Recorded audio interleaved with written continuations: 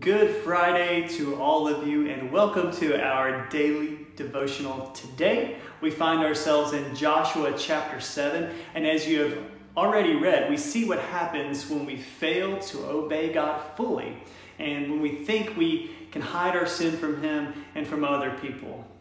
This impacts us personally and everyone around us, so we need to pay attention to what happens here. After the fall of Jericho and such an amazing victory, we see this chapter begin with a very ominous tone. If you look at the first verse, it says, "But the people of Israel broke faith in regard to the devoted things." This seems to be a theme of Israel, right? And you know what? It's a theme with us too. It turns out that Achan of the tribe of Judah took some of the spoils of Jericho for himself, some silver, gold, and a beautiful cloak. So he took those things, and then the anger of the Lord burned against the people of Israel. Why? Because God had given them strict instruction not to take anything for themselves as a result of the victory. It had all belonged to the Lord now, and it had meaning for another purpose, not personal gain. Can you identify with that? God deserves glory for victories we experience in life. When He does something amazing or when He gives us clear instruction, He alone must be exalted and must be obeyed. Being greedy and self-serving like Achan can have dire consequences. We should keep nothing for ourselves. All these things belong to the Lord. And since no one was aware of this underhanded deed, Joshua attempts to lead Israel in defeating the next opponent, Ai. They seem to not take these people seriously, and they suffer defeat at their hands. Joshua then laments what has happened and asks God, why? Why has this happened to us? Why are we defeated? The Lord then tells him that someone had stolen and lied. Sin and deception has entered the community, and it must be dealt with. Otherwise, God will pull back His favor with the people.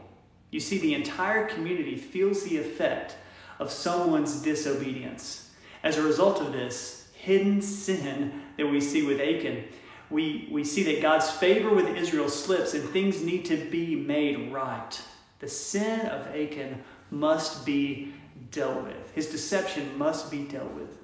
Now, when it is revealed that Achan was the culprit, he then admits he took the silver, the gold, and a beautiful cloak and hid them in the earth beneath his tent.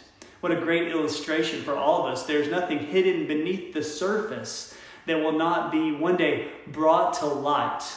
How many times do we attempt to bury sin just like Achan, hoping that no one will ever find it? No matter how deep we go, it's never deep enough. Think about the fact that Achan had to live with this hidden secret just below his feet in his tent. Then we see the truth is literally dug up by Joshua's men as they went to go and confirm Achan's confession. He admitted it. As a result, Achan's actions led him to being stoned and burned. You see, He's very serious about sin and obedience. Whereas Joshua had once made a pile of stones to remember the faithfulness of God as the Israelites had previously crossed the Jordan River in chapter 4. They crossed on dry land, right? Now we see another pile of stones where Achan was stoned to death. One to remember the potential of unfaithfulness for Israel and the dire consequences that come with it. And now we should all take seriously our devotion to Christ. And this is a reminder of that. Our obedience to our Father is so paramount. Let us not hide our motives or keep things selfishly for ourselves. Let's dig up our own hidden selfish desires and confess them to God and confess them to each other so that we can live clean lives. And when He asks for obedience, let's gladly say yes and give Him all the glory, keeping none for ourselves. Also, let us have integrity and character, not cheating or deceiving anyone, especially God. Cheating no one for our own gain, whether it's for money or possessions or anything else. He is worthy.